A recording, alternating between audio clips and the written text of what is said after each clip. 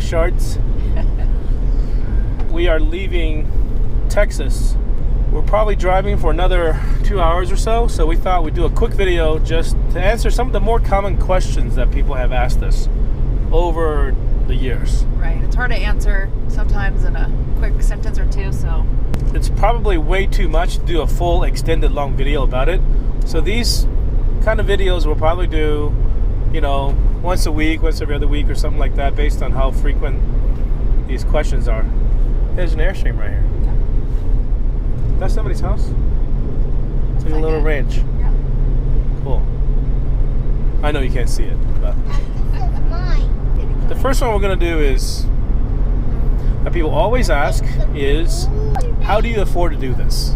Are you rich? It's are basically you rich? What they want to know. People are very interested in just trying to figure out if this is something they can do. I think is the motivation behind it. How am I going to be able to do it? Obviously, that's a loaded question. There's a lot of different reasons why you should or should not do this. This being travel full-time on the road before you're retired. So we are not by any means retired. We are not by any means rich. We are not by any means able to kind of roam aimlessly around the world. In fact, a lot of the places that we go to and not go to is actually based on the ability of us being able to work or not. Marlene and I met in college. We went to school in Santa Barbara, and I studied art. Marlene studied biological sciences. Ever since I graduated college, I got into graphic design, and then eventually web design, and then web development, and now I'm doing pretty much exclusively web development and some sort of apps and non-web related software engineering. That specific field where you work on computers and just require the use of a decent internet connection is probably the most common profession that we've come across when we meet other people that do the same thing. So if that's what you do, you can probably find a way to either get a job that lets you work remotely or become a contractor.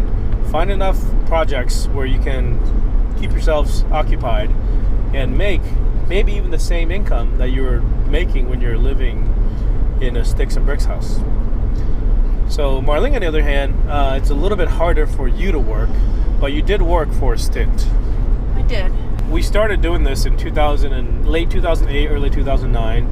Right. And one of the main motivations for us to do it is I had left my previous job in 2004, so I had already been freelancing, and I started my own company back in 2004, shortly after I left my last job.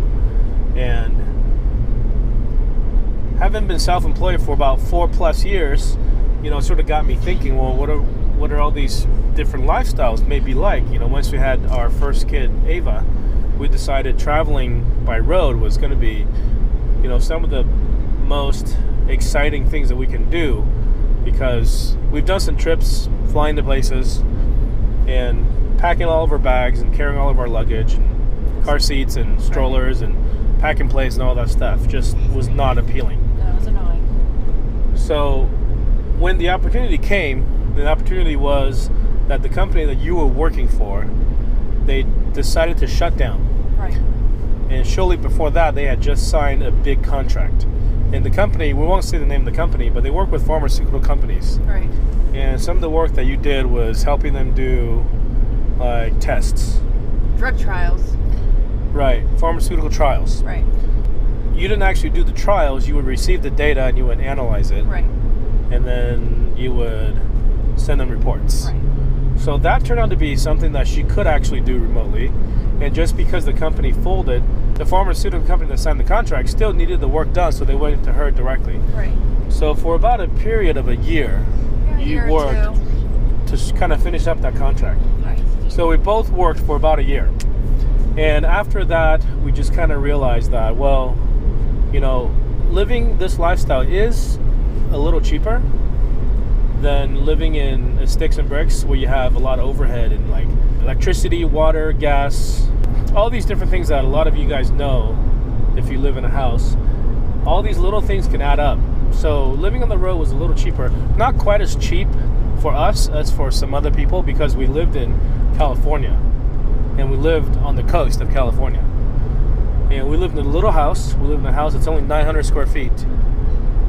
Which, at the time, we thought, wow, this is so small. I don't know how we're going to be able to have more kids. Right. We're going to have to get into a bigger house. Right. But little did we know that we were going to get into a place about a tenth its size.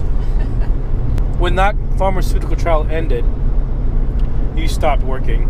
And shortly after that, you were pregnant with Luca. Mm-hmm. And now you're the full-time homeschool teacher. Right. So I needed to focus on that. I couldn't balance working a full-time job remotely and raising the kids and starting homeschool. It was too much.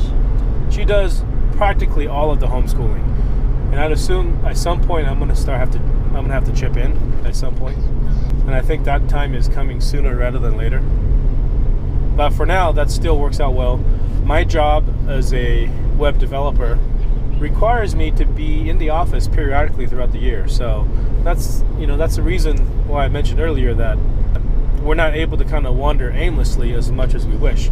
It may seem like that sometimes, but parts of our travels kind of revolve a lot around the places that we want to take the kids to go see, the places that are convenient for my next work trip, and also just the places that we haven't seen before. And the big thing on top of all that is, does it have good internet? Right. If it's a work week, Monday through Friday, I've got to have good internet. Right. And we'll get into another video that talk about how we get internet. Right. If you have any additional questions about how all this works in detail, feel free to comment below. If you have any other questions that you want us to answer in this format, let us know. Thank you for watching, and please, if you're not subscribed to us already, feel free to click that red button below. Yep. Bye. Thanks again for watching. We'll see you in the next one. Don't forget to subscribe. Bye. He knows what's up.